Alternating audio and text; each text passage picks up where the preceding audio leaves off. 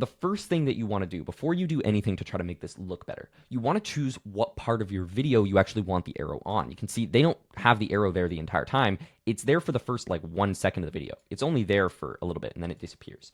So we're going to choose specifically what part of the video we want this on. And I'm going to go with the same thing. I want it there for about 1 second. So I'm just going to put 1 second on the arrow as the end time. So it's going to start at 0 right at the beginning of the video and it's going to end at 1 second. So it's just going to be there and then it's gone. Perfect. That's exactly what I want. Now, what you're going to do next is you're going to turn on the shape drag setting. So you're going to turn on shape drag, and then you're going to be able to actually move the arrow where you want it and make it look nice. So you can resize it. Usually kind of about that big looks good. You're going to kind of angle this the way you want it. Maybe something like that feels about right.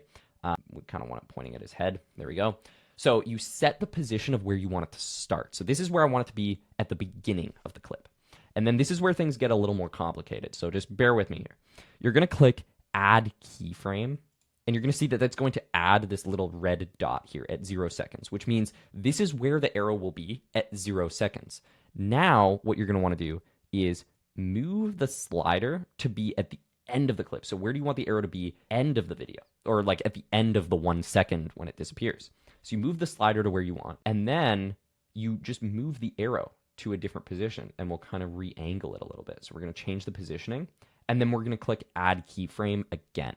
And boom, the end result is this. The arrow moves now, as you can see, because we've set the start and end keyframes for where we want it to start and where we want it to end. And then you can do this as many times as you want throughout the video. So if you want to add, later in the video, you want to add a circle, you can do that, and you set the start time as maybe 5 seconds in, right? Now the arrow won't, or the circle won't actually show up until the 5 second mark. So you can add that second shape later in the video. So once you get all your shapes to look exactly how you want, you're ready to move on to the next step. So you just click next.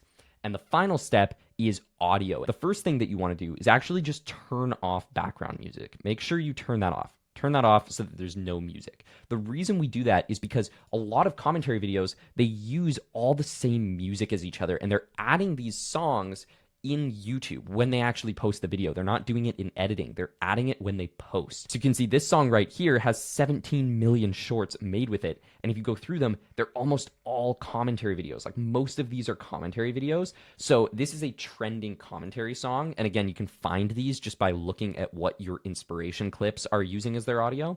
But you find a trending song you want, and then you can actually just save that to your YouTube library so that when you go and post your video, you can add this song later. But we're not quite done yet, because back in Viblo, you do need to set some other audio settings for your actual clip, even though there's no background music. You need to choose what voiceover voice you actually want for who is reading out your script, right? So there's a couple options for this. The first option is you can use one of the built-in AI voices. They've got Adam in here. This is the pretty typical AI voice you've probably heard before in a lot of commentary videos. There's a bunch in here that you can choose from. They're all very common commentary video voices. With that said, though, I always recommend don't use AI voices, use your own voice. It makes your video so much more original so that when you go to get monetized, it's your own voice reading out the content. It comes across so much more authentic, and it makes sure your content is monetizable. But there's a very cool way you can do that in Viblo without actually recording the voiceover yourself every time.